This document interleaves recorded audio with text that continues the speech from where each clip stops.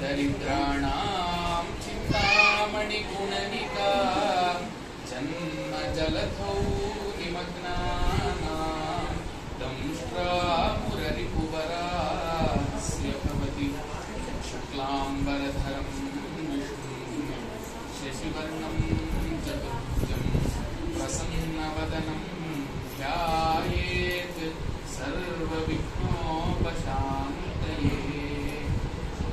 वन्दे गुरुपदद्वन्द्वम् अवाङ्मानसगोचरम् रक्तशुक्लप्रभामिश्रम् अदर्घ्यं त्रैपुरं महः।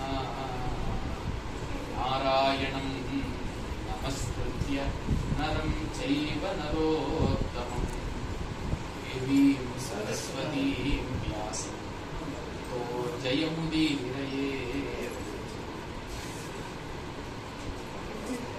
పరమ పవిత్రమైనటువంటి ఈ వైశాఖ మాసంలో శుక్లపక్షంలో సరిగ్గా నరసింహస్వామి హిరణ్యకశిపుడు అనేటటువంటి రాక్షసుడిని సంహరించి ప్రహ్లాదుడనేటటువంటి తన భక్తుణ్ణి బాలభక్తుణ్ణి రక్షించినటువంటి మాసం ఈ వైశాఖ మాసం. ఈ వైశాఖ మాసంలోనే నరసింహస్వామి ఆవిర్భవించినటువంటి తిథి కాబట్టి ఇది పరమ పవిత్రమైనటువంటి మాసం. సంస్కారం చేత తన సంధ్యోపాసన చేత ఒక నూతనమైనటువంటి శక్తిని గాయత్రీదేవి కృపను పొందేటటువంటి ఒక గొప్ప సంస్కారం ఈ బ్రహ్మోపదేశ సంస్కారం. మనకు షోడశ సంస్కారాలు ఉన్నాయి మన భారతీయ సంస్కృతిలో. అందులో జన్మించిన వెంటనే తన యొక్క నాభి పాశమును తీసేటటువంటి కర్మలను నిర్దేశించారు మన వాళ్ళు. కాబట్టి ఈ షోడశ సంస్కారాల చేత కూడా ఒక మనిషి పరిపూర్ణమైనటువంటి జీవితాన్ని ఏ విధంగా మలుచుకోవాలో మన భారతీయ సంస్కృతిలో చెప్పారు. ఆ విధంగా ఈవేళ ఉపనయన సంస్కారాన్ని జరుపుకుంటున్నటువంటి వటువును ఆశీర్వదించడానికి మనం అందరం కూడా చేశాము. అయితే ఈ ఉపనయన సంస్కారం యొక్క ప్రభావం ఎటువంటిది, ఒక వటువు ఎంతటి గొప్పవాడు కాగలడు, అతని యొక్క మహిమ ఏమిటి అని చెప్పడానికి సాక్షాత్తు శ్రీ మహావిష్ణువే ఉపనయనం జరపబడినటువంటి ఒక వటువుగా అంటే వామనుడిగా అవతారాన్ని ఎత్తి బలిచక్రవర్తిని అణచి దేవతలందరికీ కూడా సంతోషాన్ని ప్రసాదించగలిగింది. కాబట్టి ఒక వామనుడు అంటే సాక్షాత్తు శ్రీ మహావిష్ణువు ఎటువంటి అవతారాలు ఇతర అవతారాలు కాకుండా బలిచక్రవర్తి అనేటటువంటి రాజును అణిచివేయడానికి ఒక వటువు యొక్క రూపాన్ని ధరించి విచ్చేసి అక్కడకు తన యొక్క ప్రదర్శనను వాక్చాతుర్యాన్ని ప్రదర్శించి ఆ బలిచక్రవర్తి యొక్క గర్వాన్ని ఆయన యొక్క ప్రభావాన్ని అంతా కూడా అణచి దేవతలందరికీ సౌఖ్యాన్ని ప్రసాదించగలిగాడంటే ఒక వామనుడు అంతటి వాడు నేటి వటువు. ఈ వటువే వామనుడు ఆనాడు ఏ విధంగానైతే తన వాక్చాతుర్యంతో బలిచక్రవర్తిని కప్పిపుచ్చి అక్కడ ఉండేటటువంటి వాళ్ళందరినీ కూడా మోహింపజేసి సురలకు ధర్మాన్ని కాపాడగలిగాడో ఒక వటువు కూడా ఆ విధంగా ఒక మంచి వాక్చాతుర్యాన్ని అలవాటు చేసుకోవడానికి ఈ ఉపనయన సంస్కారం అనేది దోహదపడుతుంది. కాబట్టి ఉపనయనం ద్వారా ఏమొస్తుంది అనంటే మొట్టమొదట శ్రద్ధ. ఎందుకంటే శ్రద్ధ ఎందుకు శ్రద్ధ అనంటే శ్రద్ధావాన్ లభతే జ్ఞానం అన్నారు గీతలో. అంటే జ్ఞానాన్ని పొందాలంటే ఏం కావాలి? శ్రద్ధ. శ్రద్ధావాన్ లభతే జ్ఞానం. శ్రద్ధ ఉండేటటువంటి వాడికే జ్ఞానం వస్తుంది. అందులోనూ సరిగ్గా ఇటువంటి వయసులో అంటే 11-12 సంవత్సరాల వయసులో ఉపనయనం జరిపించడం ద్వారా వారికి ఇతోధికంగా తమ యొక్క పై చదువులను చదువుకోవడానికి విద్యలో పురోగమనాన్ని సాధించడానికి ఇది సరైనటువంటి వయసు. కాబట్టి ఇటువంటి వయసులో ఉపనయనం ద్వారా ఆ బ్రహ్మచర్య నిష్ఠ వలన వారికి జ్ఞానం పెట్టుకోగలుగుతుంది. అదేవిధంగా ధారణా శక్తి అంటే చదివినటువంటి విషయాలను గుర్తు పెట్టుకోవడం అనే గొప్ప శక్తి కూడా ధారణా శక్తి కూడా అలవడుతుంది. అయితే ఎందుకు ఈ సందర్భంలో మనం చాలా ఉపనయనాలు చూస్తూ ఉంటాం. సరిగ్గా వివాహానికి ముందు రోజు లేదా వివాహానికి 2 రోజుల ముందు కొన్ని ఉపనయనాలు జరుగుతూ ఉంటాయి. అయితే అటువంటి ఉపనయనాల వల్ల కేవలం వివాహానికి అర్హత పొందడం కోసం ఉపనయనం జరుగుతోంది కానీ అక్కడ బ్రహ్మచర్య నిష్ట పాటింపబడుతోందా అనే విషయాన్ని మనం గమనిస్తాం. కాబట్టి అందరం కూడా తమ తమ కుటుంబాలలో ఈ విధంగా 11 సంవత్సరాలు లేదా 13 సంవత్సరాలు ఇటువంటి వయస్సులో వారికి ఉపనయనాన్ని జరిపించగలిగితే ఆ ఫలితం ఒక 10 ఏళ్ల పాటు 15 ఏళ్ల పాటు ఉంటుంది. కాబట్టి వారి జీవితంలో ఒక మంచి విద్యా గమనాన్ని వాళ్ళు పొందగలుగుతారు, ఒక మంచి ఫలాన్ని ఆ బ్రహ్మచర్యం వల్ల పొందేటటువంటి ఫలాన్ని వాళ్ళు పొందగలుగుతారు. కాబట్టి ఈ విధంగా నేడు అత్యుత్తమమైనటువంటి కార్యక్రమం ఇక్కడ జరుగుతుంది. అయితే ఒకనాడు దేవతలు దానవులు కలిసి అమృతాన్ని పొందడం కోసమని క్షీరసాగరాన్ని మథించారు. ఆ విషయం మనందరికీ తెలుసు.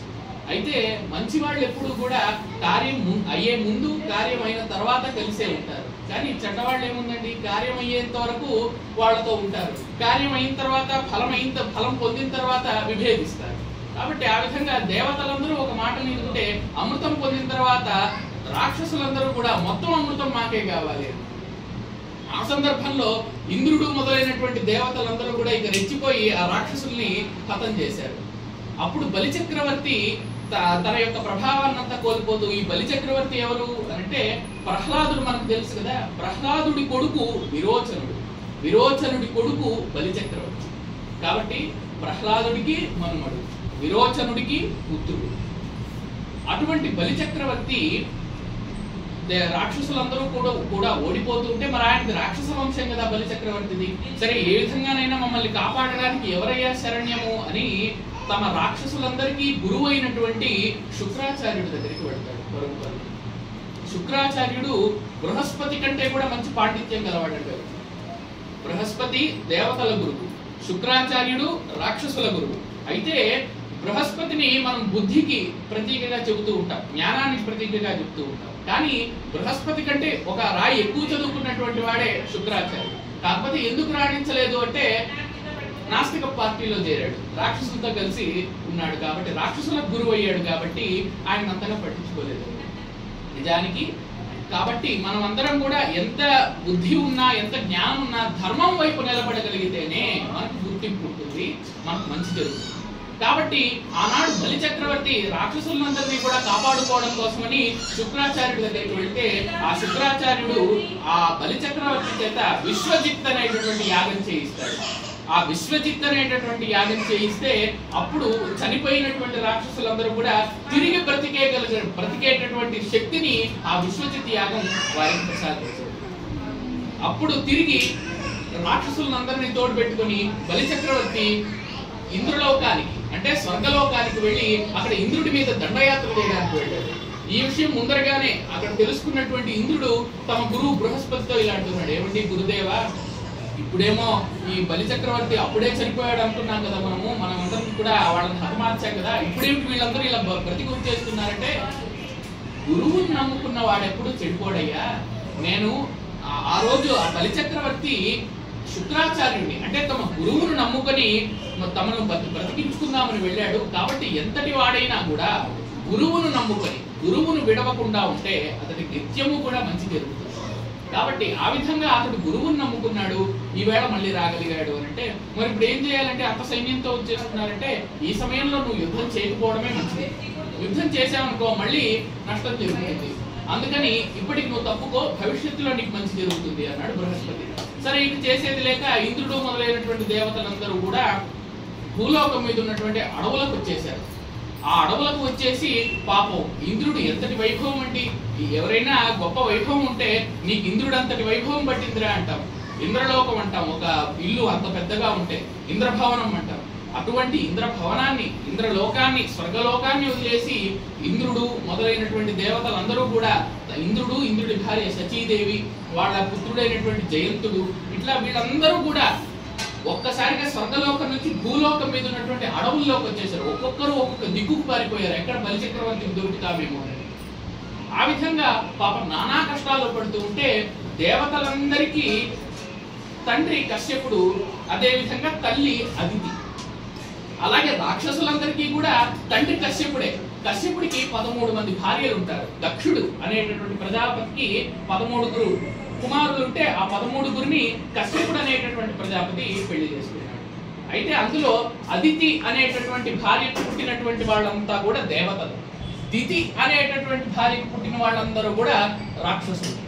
ఈ విధంగా ఆ దేవతలందరూ కూడా నానా కష్టాలు పడుతూ ఉంటే మరి తల్లి హృదయం కదండి, మరి పాపం మన అగడితో మధ్యాహ్నం మంచి చెవులు కుట్టుకుంటూ ఉంటే మరి ఆ నొప్పికి పాపం వాళ్ళ అమ్మగారు ఎంత బాధపడి ఉంటారు. అది ఎంత సంస్కారమే అయినా కూడా పుత్రుడి మీద ఉండేటటువంటి వాత్సల్యం కదా అది.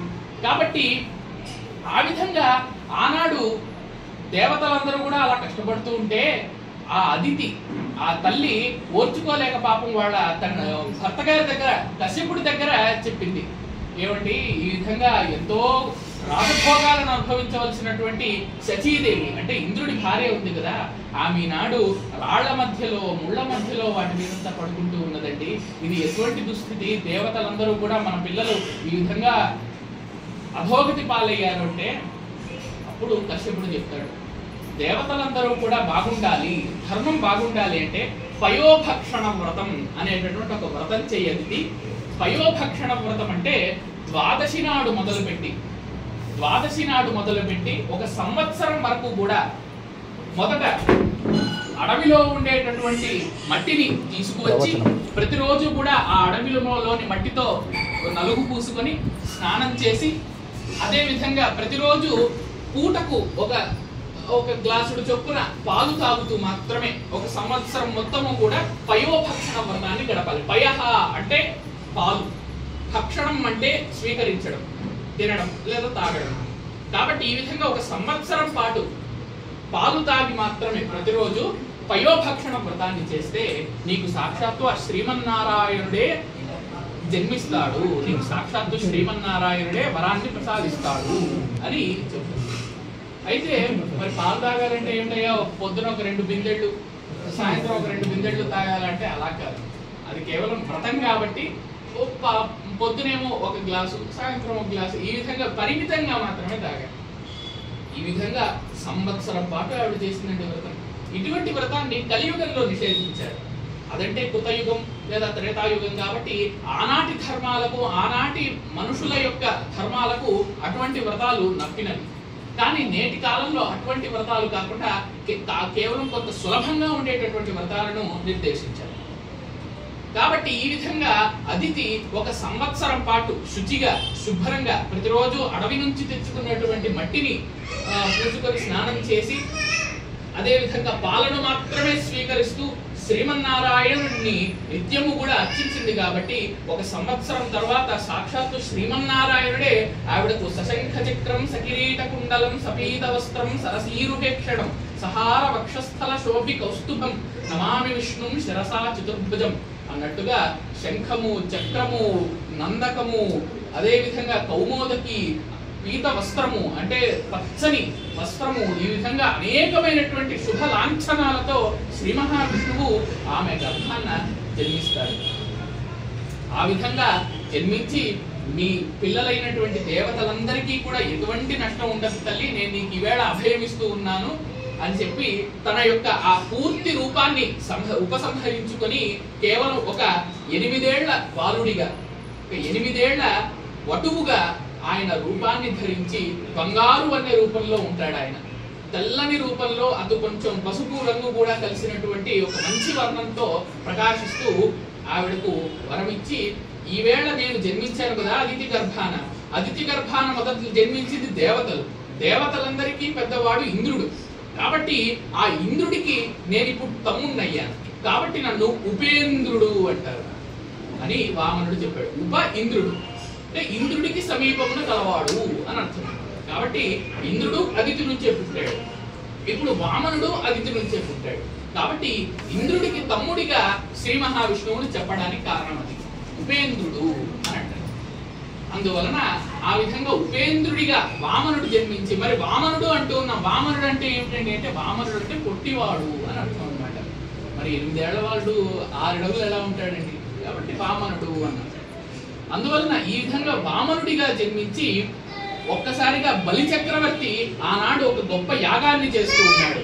ప్రపంచం మొత్తము కూడా విస్మయాన్ని, ఆశ్చర్యాన్ని పొందే విధంగా ఒక యాగాన్ని చేస్తూ వచ్చినటువంటి వ్యక్తికి ఎటువంటి సౌకర్యాలు తక్కువ కాకుండా, ఇప్పుడు మనం అందరం వచ్చాము, ఇక్కడ మనకి ఏమన్నా తక్కువైందండి, ఎంత బాగా చూసుకుంటూ ఉన్నారు. కాబట్టి ఆ విధంగా ఆనాడు బలి చక్రవర్తి ఎంతమంది, ఎన్ని లక్షల మంది, ఎన్ని కోట్ల మంది రోజు వస్తూ ఉన్నా కూడా వాళ్లకు ఆహారానికి కొరత లేదు, వాళ్లకు ఇవ్వవలసినటువంటి దానాలకు కొరత లేదు. అందులోనూ ఒక విషయం గుర్తుపెట్టుకోవాలి, బలి చక్రవర్తి చాలా గొప్ప దాత. అంటే రాక్షస వంశంలో జన్మించినప్పటికీ ఆయన ప్రహ్లాదుడికి మనుమడు. కాబట్టి ప్రహ్లాదుడు ఎంతటి భాగవతోత్తముడో అంతటి భాగవతోత్తముడు బలి చక్రవర్తి కూడా. ఎటువంటి వారికైనా కూడా ఏదైనా అడిగితే కాదనకుండా ఇవ్వడం అనేటటువంటిది ఆయనకు అలవాటు. ఆ విధంగా ఈ యొక్క నియమాన్ని పట్టుకొని, ఈ యొక్క లోపాన్ని దీన్నే లోపంగా చేసుకొని ఆ వామనుడు బలి చక్రవర్తిని పరీక్షించి ఆయన్ని అణగదొక్కడానికి వచ్చాడు. మరి ఇంద్రుడంతా కూడా అప్పుడు పారిపోయాడు అన్నాం కదా అడవులకు. మరి ఆ స్వర్గలోకాన్ని అంతా బలి చక్రవర్తి ఆక్రమించుకున్నాడు. ఆ బలి చక్రవర్తి స్వర్గలోకాన్ని ఆక్రమించుకుంటే రాక్షసులందరూ చెలరేగిపోయారు, దేవతలందరూ కూడా అడవుల పాలయ్యారు. కాబట్టి వాళ్ళను ఉద్ధరించడానికి కదా మరి వామనుడు వచ్చింది. అందువలన ఆ వామనుడు ప్రవేశించాడట. మరి ఆ యాగాలు అక్కడ బలి చక్రవర్తి నిర్వహిస్తున్నటువంటి ఆ సామగ్రి అంతా కూడా సామాన్యం. అంటే ఒక ప్రక్కన కొంతమంది పండితులు కూర్చొని వ్యాకరణం గురించి మాట్లాడుకుంటున్నారట, ఇంకొక ప్రక్కన పండితులు కూర్చొని వేదం వల్లే వేస్తూ ఉన్నారట, ఇంకొక ప్రక్కన పండితులు కూర్చొని న్యాయశాస్త్రాన్ని గురించి చెప్పుకుంటూ ఉన్నారట. ఇలా ఒక్కొక్క పండిత వర్గము ఒక్కొక్క శాస్త్రం గురించి చెప్తుంటే ఈయన ఒక్కసారిగా సభలోకి ప్రవేశించాడట.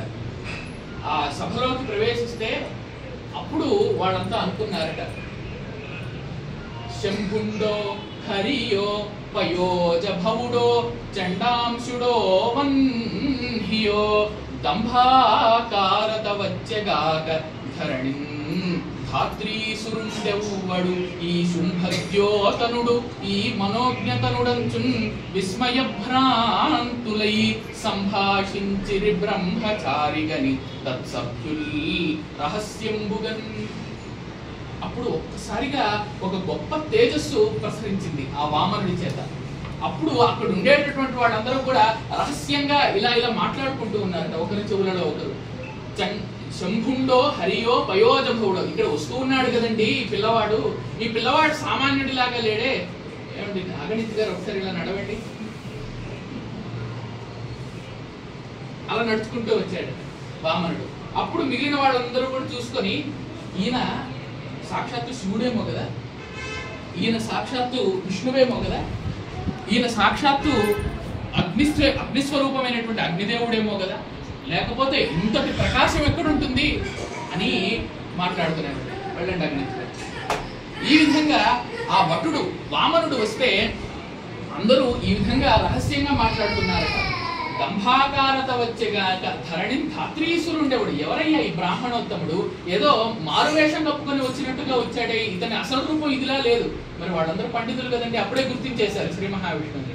కాబట్టి ఈ దంభాకారంలో అంటే మారువేషంలో వచ్చినటువంటి బ్రహ్మో విష్ణువో శివుడో అగ్నియో లేదా సూర్యుడో లేకపోతే ఇంతటి ప్రకాశం ఎట్లా ఉంటుందండి అని అనుకున్నారు. ఈ విధంగా సంభాషించి బ్రహ్మచారిగని తత్సభ్యులు రహస్యము, ఉండేటటువంటి సభ్యులందరూ కూడా ఈ విధంగా రహస్యంగా మాట్లాడుతున్నారు. అప్పుడు ఆ వామనుడు ఏం చేస్తూ ఉన్నాడంటే అక్కడికి వచ్చి, కాబట్టి ఇక్కడ మనం ఇందాక పద్యం ద్వారా గమనించవలసింది ఏమిటంటే, ఉపనయనం కనుక జరిగితే అంటే బ్రహ్మచారి కనుక అయితే నిష్ఠగా ఉంటే అంతటి ప్రకాశం అంతటి కళ ఆ బ్రహ్మచారికి కలుగుతుంది. ఎందుకంటే ఉపనయనంలో అంటే సంధ్యావందనంలో మొట్టమొదటిగా మనం ప్రార్థించేదే ఆ సూర్య భగవానుడు. ఆరోగ్యం భాస్కరాది ఇచ్చేత్ అంటారు. అంటే మనం ఆరోగ్యం కోరుకోవాలంటే ఎవరిని కోరుకోవాలి? సూర్యుడిని కోరుకోవాలి. కాబట్టి సూర్యుడు ఆరోగ్య ప్రదాత. అటువంటి సూర్యుడి యొక్క తేజస్సు మనకు లభిస్తుంది బ్రహ్మచర్యం వల్ల. అటువంటి తేజస్సును ఈ ఉపనయన సంస్కారం వటువుకు ప్రసాదిస్తుంది. కాబట్టి ఈ విధంగా వచ్చాడు వామనుడు. మరి వామనుడు కదా, శ్రీ మహావిష్ణువు కదా, ఊరికే ఉంటాడా అంటే చండ స్ఫూర్తి వటుండుగాంచె బహుధా జల్పన్నిశాటంబు ఉద్దండాహూత మునిభ్య బిభ్యదమృతాంధ సిద్ధ కూటంబు వేదండాశ్వధ్వజినీకవాటము మహోద్యద్ధూమ సంచన్న మార్తాండస్యందము ఆ సభాభవనం ఏ విధంగా ఉందట, బహుధా జల్పన్ నిశాటంబు. అక్కడ రాక్షసులందరూ కూడా బాగా గోల పెడుతూ ఉన్నారట. మరి చేసేది ఎవరు? సభ. బలిచక్రవర్తి కదా, బలిచక్రవర్తి రాక్షసులకు నాయకుడు. రాక్షసులందరూ గోల పెడుతూ ఉన్నారు.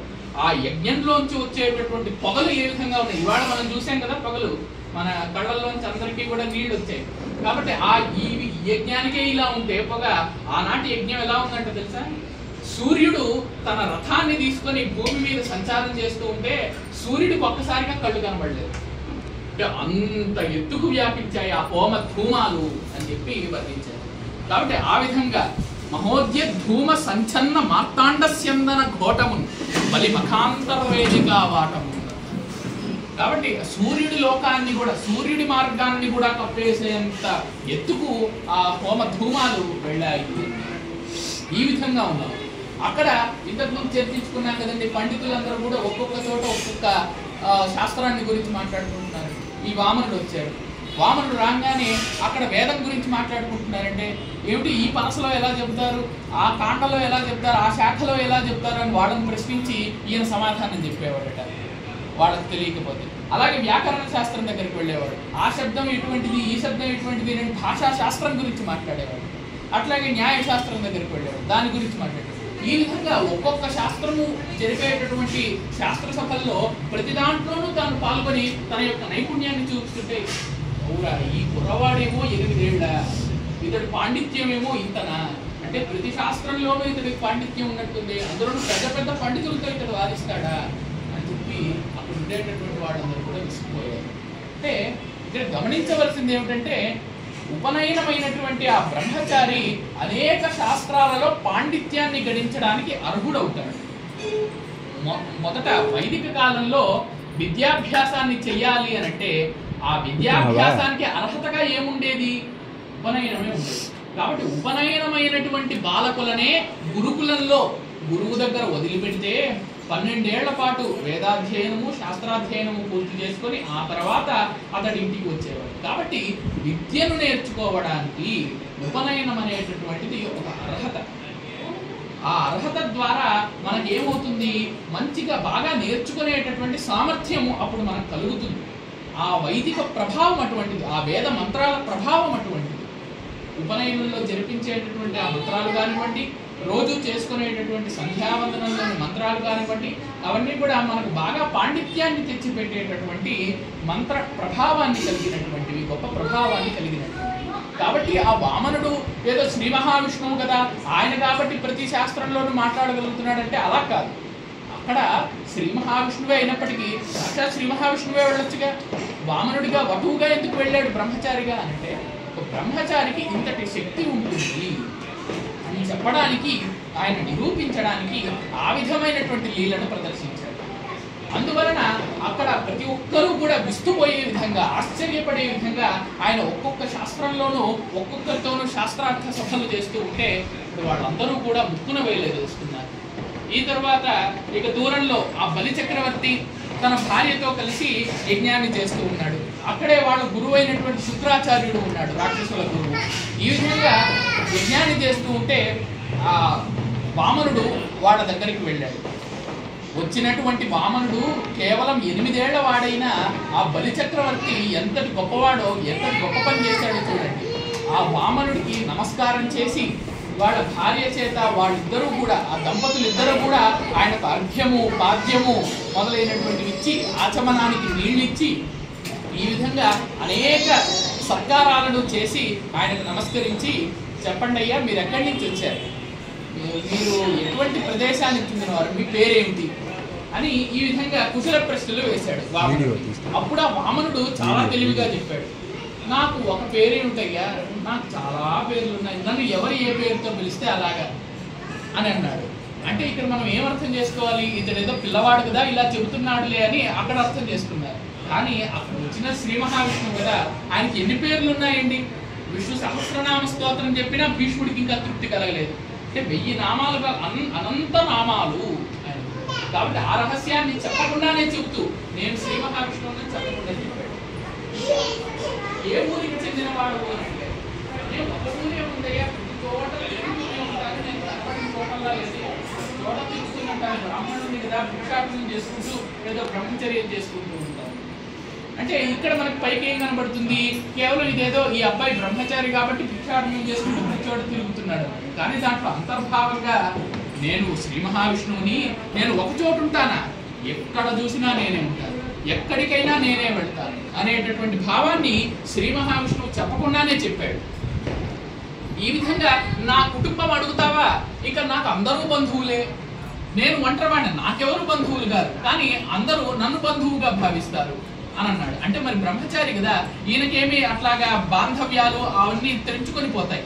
ఎందుకంటే ఆ బ్రహ్మచర్యానికి, ఆ ఉపనయన సంస్కారానికి ముందు వరకే ఆయన తల్లి యొక్క ప్రేమలో బాగా పెరుగుతూ ఉంటాడు. కానీ ఆ ఉపనయన సంస్కారం తర్వాత నుంచి అతనే ఒక స్వతంత్రుడిగా ఒక భిక్షాటనం చేసుకుంటూ తన ఆహారాన్ని తానే సంపార్జించుకుంటూ తన విద్యను తానే సంపార్జించుకుంటూ ఉంటాడు.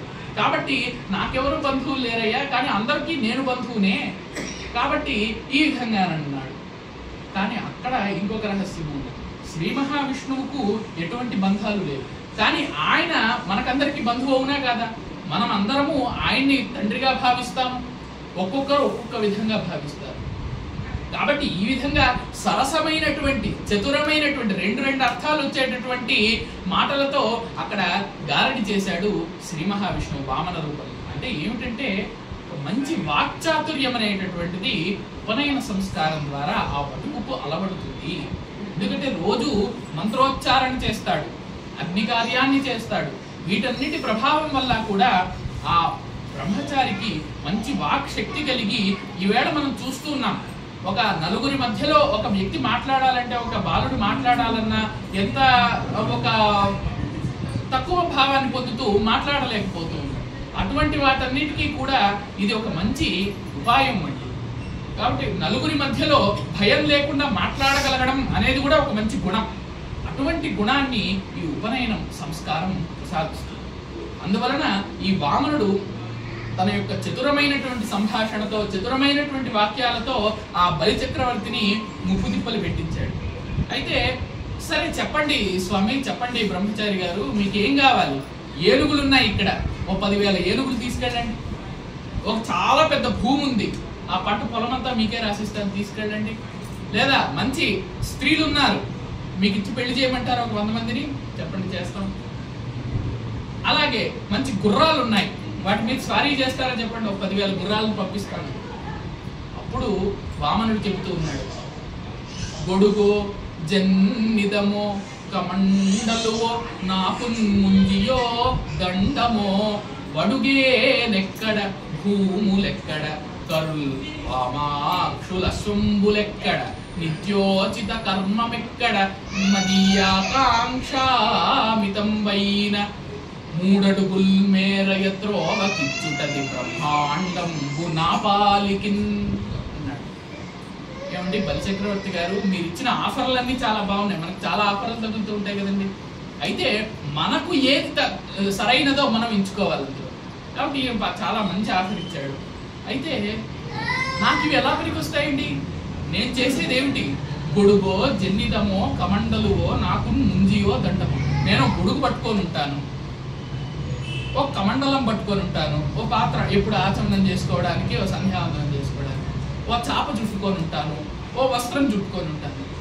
నాకు పోయి అశ్వాలు ఎక్కడ, గుర్రాలు, అదే విధంగా ఏనుగులు ఎందుకు, అదే విధంగా స్త్రీలు ఎందుకు, నాకు నిత్యోచిత కర్మం ఎక్కడ? అవన్నీ ఇస్తే నేను రోజు చేయాల్సినటువంటి పనులు, నేను రోజు చేయాల్సిన పనులు ఏమిటి? వేదాధ్యయనం చేయాలి, చదువుకోవాలి, అదేవిధంగా సంధ్యావందనం చేయాలి. మరి ఇవన్నీ ఇస్తే నాకు అవన్నీ పాడైపోవా? మరి ఇవన్నీ నాకెందుకండి? నాకు కావాల్సింది 3 అడుగులు. 3 అడుగులు ఇవ్వండి చాలు. 3 అడుగులు నేలిస్తే అదే నా పాలిటి బ్రహ్మాండం, అదే నాకు 10,000 అంటాం కదా ఏదన్నా బాగా వస్తే. కాబట్టి అదే నా పాలిటి బ్రహ్మాండం అన్నాడు. అంటే ఇక్కడ 2 విషయాలు గమనించాలి. నాకు 3 అడుగులు ఇవ్వండి, అదే నా పాలిటి బ్రహ్మాండం అన్నాడు. అంటే నాకు 3 అడుగులు ఇస్తే ఈ బ్రహ్మాండం మొత్తము కూడా నా 3 అడుగుల్లోనే ఉంటుంది కాబట్టి చెప్పకుండానే చెప్పాడు. అంటే ఇంత బాగా ముందుగానే నేను శ్రీ మహావిష్ణువునయ్యా, నువ్వు నాకు 3 అడుగులు ఇచ్చావనుకో, అదే నా పాలిటి బ్రహ్మాండం అని బలిచక్రవర్తికి చెప్తున్నా. పాపం అమ్మాయికి బలిచక్రవర్తి పట్టించుకోలేదు. అదే విధంగా ఇక్కడ ఇంకో విషయం ఏమిటంటే, ఆయన ఎన్నో రకాలుగా వామనుణ్ణి ఆశ పెట్టాడు. స్త్రీలను ఇస్తానన్నాడు, లేదా మంచి భూముల్ని ఇస్తానన్నాడు, లేదా ఏనుగుల్ని ఇస్తానన్నాడు, గుర్రాలను ఇస్తాను, రాజభవనాలను ఇస్తానన్నాడు. కానీ వామనుడు సరేనని చెప్పి తీసుకున్నాడా? లేదు. అంటే ఒక బ్రహ్మచారి ఎటువంటి ఇతర ప్రభావాలకు, స్త్రీ ప్రభావాలకు గాని ధన ప్రభావానికి గాని లోను కాకుండా తన యొక్క నిత్య కర్మం ఏంటి, తన యొక్క నిష్ఠ ఏమిటి, దానికి లోబడి ఆ ప్రభావాలన్నింటికి లోను కాకుండా నిష్ఠగా ఉండడమే అతని యొక్క కర్తవ్యం అని వామనుడు చెబుతూ ఉన్నాడు. కాబట్టి ఎటువంటి ప్రలోభాలకు కూడా లొంగకుండా, ఎటువంటి వ్యామోహానికి లోను కాకుండా ఆ బ్రహ్మచారి అయినటువంటి వామనుడు నాకు 3 అడుగులు ఇవ్వవయ్యా. ఇక్కడ ఇంకొక అంశం ఉంది. 3 అడుగులు ఎందుకు? 3 అడుగులే అడగడానికి కారణం ఏమిటి? 3 అడుగులు ఉందనుకోండి, 3 అడుగుల్లో ఒక వ్యక్తి కూర్చొని తపస్సు చేసుకోవడానికి సరిపోయేటటువంటి స్థలం అది. అవునా? అంటే కేవలం 3 అడుగుల ద్వారా తపస్సు చేసుకుంటే, తపస్సు చేస్తే ఏమొస్తుంది? మోక్షం వస్తుంది. కాబట్టి గొప్పదైనటువంటి మోక్ష స్థానాన్ని పొందడానికి 3 అడుగుల నేల అతనికి తపస్సు చేసుకోవడానికి చాలు. అతడు బ్రాహ్మణుడు కదా, బ్రహ్మచారి. అతనికి కేవలం 3 అడుగులు ఇస్తే చాలు, కూర్చోవడానికి సరిపోతుంది, ఆయన బ్రహ్మచర్యం వ్రతం పాటించుకోవడానికి సరిపోతుంది, తపస్సు చేసుకోవడానికి సరిపోతుంది, మోక్షం పొందడానికి సరిపోతుంది. ఈ విధంగా 3 అడుగులు మాత్రమే అతడు కోరాడు. కాబట్టి అందులో ఉన్నటువంటి రహస్యం ఈ విధంగా ఉంటే, ఈ లోపల బలిచక్రవర్తి పక్కనే వాళ్ళ గురువు గారు ఉన్నారు. మరి శిష్యుడు పాడైపోబోతూ ఉన్నాడంటే గురువుకు ఆనందంగా ఉండదు కదా, అతన్ని ఎలాగైనా బాగు చేద్దామని ఉంటుంది కదా. అప్పుడు చెబుతూ ఉన్నాడు, ఏమయ్యా బలిచక్రవర్తి, నువ్వు మరీ వెర్రివాడిగా ఉన్నావు. అతను అంత స్పష్టంగా నేనే శ్రీ మహావిష్ణువు అని చెప్పకుండా చెబుతూ ఉంటే నువ్వు ఎందుకయ్యా ఇంకా కూడా ఏమన్నా కావాలని అడుగుతావు? వచ్చినటువంటి వాడు శ్రీ మహావిష్ణువు. ఆ శ్రీ మహావిష్ణువు సామాన్యుడు కాదు. అతడు నీ యొక్క రాజ్యాన్నంతా, ఈ లోకాన్నంతా కూడా ఆక్రమించేటటువంటి పరాక్రమం గలవాడు, విక్రమం గలవాడు. అతడితో నువ్వు ఎందుకయ్యా పెట్టుకుంటావు? అతడికి దానం ఇవ్వకు అన్నాడు. అదేమిటి గురువర్య, మీరు నేర్పినటువంటి ధర్మం ఏమిటి? ఒక్కసారిగా దానం ఎవరికన్నా ఇస్తాను అని నేను మాట ఇచ్చాను అని అంటే వాళ్ళు వెనక్కి తీసుకోవడం ఉండదు. ఆయన అడిగాను, నేను మీకేం కావాలి అని. ఆయన నాకు 3 అడుగులు ఇవ్వమన్నాడు. ఇప్పుడు నేను ఇవ్వకపోతే నాకు ఎంతటి అవమానం. కారే రాజులు రాజ్యముల్ కలుగవే, గర్వోన్నతిని పొందరే, వారేరి సిరిమూట కట్టుకొని పోవంజాలిరే, భూమిపై పేరైనం కలదే, శిబి ప్రముఖులున్ ప్రీతిన్ యశకాములైరే, కోర్కులు వారలన్ మరిచిరే, ఈ కాలమున్ భార్గవా అన్నారు. కారే రాజులు. గురుదేవా, ఎంతో మంది లోకంలో రాజులు అవుతారయ్యా. రాజులైతే ఎంతమంది రాజులు ఇప్పుడు తలుచుకుంటున్నాం? కారే రాజులు, రాజ్యములు కలవే, రాజ్యాలు కలవా ప్రతి ఒక్కరికి? ప్రతి ఒక్కడు రాజు కాడా? గర్వోన్నతిని పొందరే, వాళ్ళందరూ గర్వాన్ని పొందడం లేదా? వారేరి గర్వాన్ని పొందినటువంటి వాళ్ళ పేర్లన్నీ వాళ్ళు తలుచుకుంటున్నామా? వారు ఎక్కడైనా ఉన్నారా? సిరిమూట కట్టుకొని పోవంజాలిరే, పోని వాళ్ళు ఎవరికి దానం ఇవ్వలేదు, వాళ్ళకి వాళ్ళే గర్వంగా కూర్చున్నారు. వాళ్ళంతా కూడా ఏమన్నా డబ్బు మూట కట్టుకొని వెళ్ళిపోగలిగారా? వెళ్ళిపోగలగలేదే. కాబట్టి శిబి ప్రముఖులు ప్రీతిని యశకాములై ఈరే కోర్కులు. కానీ శిబి చక్రవర్తి, ఒక దిలీపుడు, ఇటువంటి మహారాజులు ఉన్నారే, వీళ్ళందరూ కూడా కీర్తిని కోరుకొని, కీర్తి పట్ల ప్రీతితో, మంచి పేరు కలగాలనేటటువంటి ప్రీతితో ఎంతటి దానానికైనా సిద్ధపడితే వాళ్ళని వేళ కూడా తలుచుకుంటున్నాం కదయ్యా. కాబట్టి దానం అనేటటువంటిది మనకు ఒక గొప్ప కీర్తిని తెచ్చిపెట్టేటటువంటిది. ఆ విధమైనటువంటి కీర్తి ఎన్ని ఏళ్ళైనా కూడా, ఎన్ని తరాలైనా, ఎన్ని యుగాలైనా నా గురించి చెప్పుకోవాలి అనేటటువంటి కీర్తిని పొందడానికి నేను ఈ దానం చేస్తూ ఉన్నాను, ఊరికే కాదు. కాబట్టి రాజనేటటువంటి వాడు దానం చెయ్యాలి. ఒక వ్యక్తికి ఏం కావాలో, ఏమడిగాడో అది ఇవ్వగలిగేటటువంటి సామర్థ్యం, ఆ దాన శక్తి, దాన గుణం అతనిలో ఉండాలి. అంటే ఈవేళ రాజులందరూ, పరిపాలించేటటువంటి వాళ్ళందరూ ఏ విధంగా ఉండాలని ఆనాడే బలిచక్రవర్తి చెప్పాడు. శిబి చక్రవర్తి సాక్షాత్తు ఒక పావురమును కాపాడడం కోసమని తన తొడ మాంసాన్ని కోసి ఇవ్వడానికి సిద్ధపడ్డాడు. దిలీపుడు ఒక ఆవు ప్రాణం కాపాడడం కోసం, ఒక పరమ పవిత్రమైనటువంటి గోమాతను కాపాడడం కోసం సింహానికి తన ప్రాణాన్ని త్యాగం చేయడానికి సిద్ధపడ్డాడు. ఆ విధమైనటువంటి శిబి దిలీపుడు మొదలైనటువంటి వాళ్ళందరూ కూడా ఎంతటి గొప్పవారు దానగుణంలో. అటువంటి దానగుణాన్ని నేను ఈవేళ దానం చేస్తానని చెప్పాను కదా, ఆ దానగుణాన్ని నేను నిలబెట్టుకోవాలి కదా, నా మాట నేను నిలబెట్టుకోవాలి కదా, ఇతడికి దానం చేయకపోతే నాకు ఎంత అపకీర్తి వస్తుంది అని చెప్పి ఇక దానం చేయడానికి సిద్ధపడతాడు. అప్పుడు ఆ బ్రహ్మచారి గారిని పిలిచి ఆ ఇద్దరు కూడా దంపతులు, బలిచక్రవర్తి దంపతులు ఆయనకు 3 అడుగుల నేల ఇస్తున్నాను అని ఆయనకు సమర్పిస్తూ ఉంటే జలధార అప్పుడు ఒక్కసారిగా ఇంతింతై వటుడింతయై మరియు తానింతై నభోవీధిపై నంతై తోయద మండలాగ్రమున కల్లంతై ప్రభారాశిపై నంతై సత్య పదోన్నతుండగుచు బ్రహ్మాండాంత సంవర్ధి అయి అని చెప్పినట్టుగా ఒక్కొక్క మెట్టుగా ఇంతింతై వటుడు ఇంతయై, ఆ వటుడు ఒక్కొక్క రెట్టుగా పెరిగిపోతూ ఉన్నాడట ఆకారంలో. మరియు తానింతై నభోవీధి పైనంతై ఒక్కసారిగా ఆకాశానికి చేరుకున్నాడట. చంద్రునికంతయై చంద్రమండలాన్ని చేరుకున్నాడట. ధ్రువునిపైనంతై మహర్వాటిపైనంతై సత్య పదోన్నతుండగుచు బ్రహ్మాండాంత సంవర్ధి అయ్యి ఆ ఒక్కొక్క లోకాన్ని చంద్రుడిని దాటాడు. సప్తర్షులు ఉండేటటువంటి మండలం సప్తర్షి లోకాన్ని దాటాడు, స్వర్గలోకాన్ని దాటాడు, బ్రహ్మలోకాన్ని దాటాడు, మహర్వాటిని దాటాడు.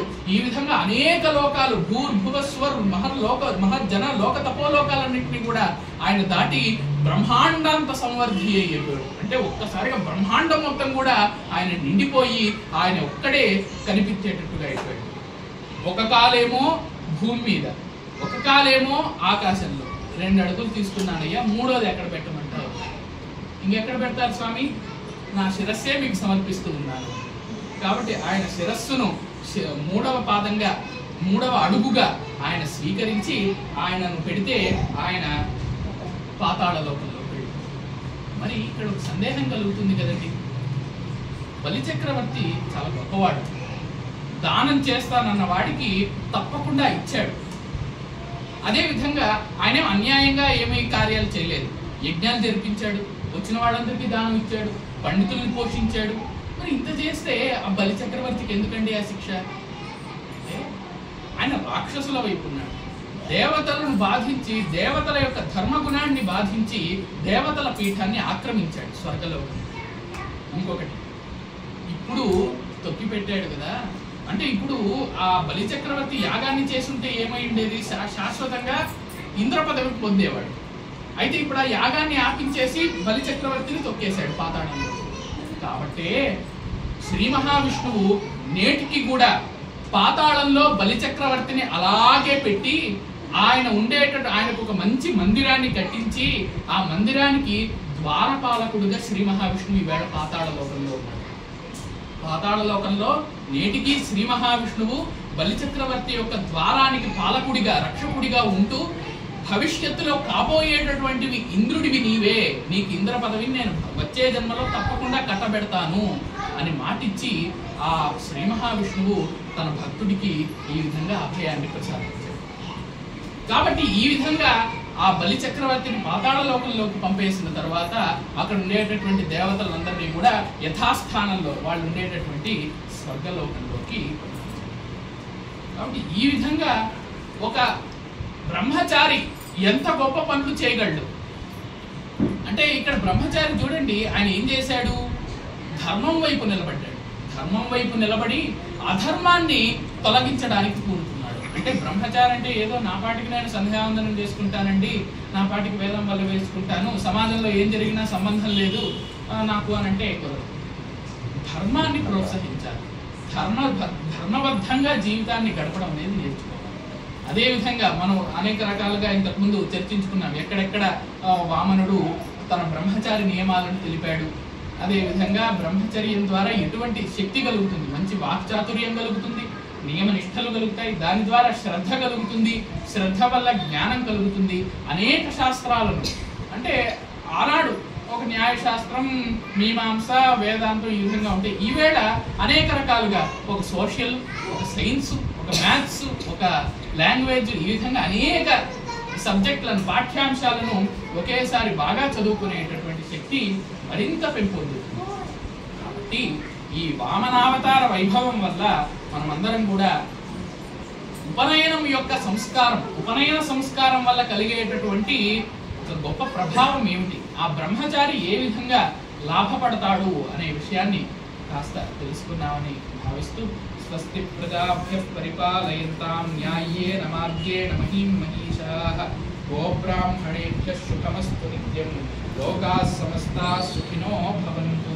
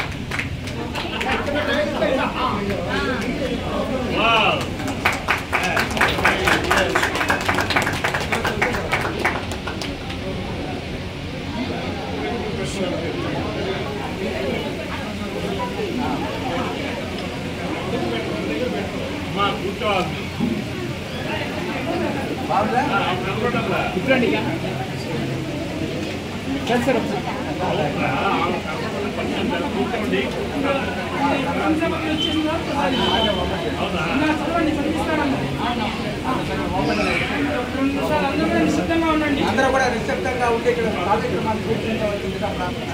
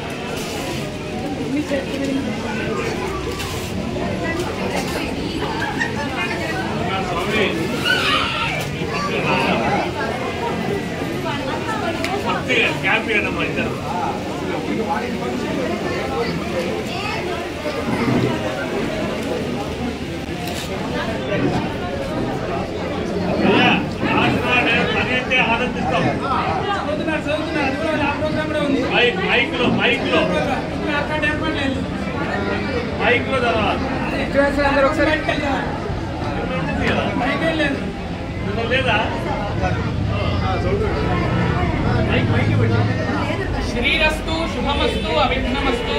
కీర్తిశేషులు కళ్ళే లీలావతి రెడ్డి శేషాద్రి శర్మ గారుల పౌత్రుడు, శ్రీమతి కళ్ళే శిరీష శ్రీ అనిల్ కుమార్ గారుల నందనుడు నగు చిరంజీవి కళ్ళే అగణిత శేషాద్రి శర్మకు బ్రహ్మోపదేశ శుభ సందర్భంగా సమర్పింపబడుతున్న ఆశీ పద్య రత్నోపహారము. అగణిత శేష శర్మ వసుధామర వంశ సుధాభ్రిచంద్రమా. అగణిత శేష శర్మ వసుధామర వంశ సుధాభ్రిచంద్రమా. సుగుణ సనాథమూర్తిగా విశుద్ధ యశో మహిమ ప్రదీప్తుగా మిగుల అనేక విద్యల అమేయ విదగ్ధత తీర్చిదిద్ది పన్నగనగనేత శ్రీ విభుడు అనారతమున్నిను ప్రోచుగావుతన్. రజనీనాథ నిధానన నిజ కళా ప్రావీణ్యమింతింతయై సుజనాగ్రేసర సన్నుతార్థమతివై శోభింతు. అధ్యాత్మ కర్మజ సంసాధనమైన ఈ మహమునన్ బ్రహ్మోపదేశ ప్రభా యజన ప్రోత్రిత శక్తిచే నిగమ గాయత్రీ ప్రభావాప్తిచే. హరితస గోత్రమండన సమాహిత భక్తిని తల్లిదండ్రులన్ గురువుల విస్మరింపక అకుంఠిత దీక్ష భజించినన్. నిరంతర యశ ఊర్జితత్వము అతంద్ర మనస్కత సర్వ విద్యలున్ విరివిగ కల్గుగా సరవిల్ మరి నీ వటులుండు మెప్పుడున్. సావిత్రార్చి అనావిలంబుగా భవత్ సామర్థ్యమున్ పెంచగా నీ విద్యా గరిమాభివృద్ధిగని ఎంతే తల్లిదండ్రులు శిరీష వామాక్షి అనిల్ కుమారుడును సంశంసింపగా నెమ్మదిన్. శ్రీవర్ధిల్ల మెలంగుమో వటుడా, శ్రీవర్ధిల్ల మెలంగుము ఓ వటుడా, కళ్ళే వంశవర్ధిష్ణుడా. ఆ లీలావతి కృష్ణమూర్త్యనుజ శేషాద్రి అప్పుడవు తాత నీదవు లాక్షణ్యముగాంచి భవ్యతర హర్షాపూర్ణులై దీవెనల్ వాలాయంబునిడన్. మహోపనయన ప్రారంభ సంరంభతన్ క్రాలున్ క్షేమ జయాభయాయురఖిల అర్థప్రాప్తి నీకున్నతిన్. క్రాలున్ క్షేమ జయాభయాయురఖిలార్థప్రాప్తి నీకున్నతిన్. ఇట్లు ఉప్పల ధడియం శైలజ రాజీవలోచన శర్మ గారుల కుటుంబం.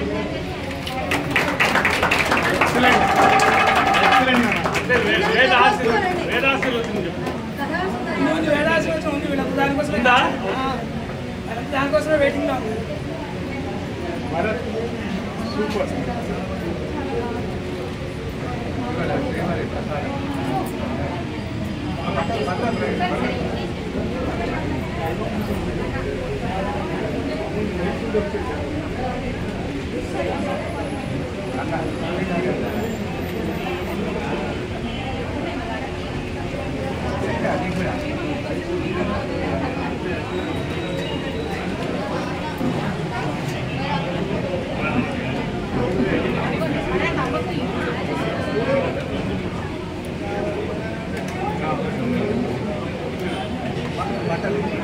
అక్కడ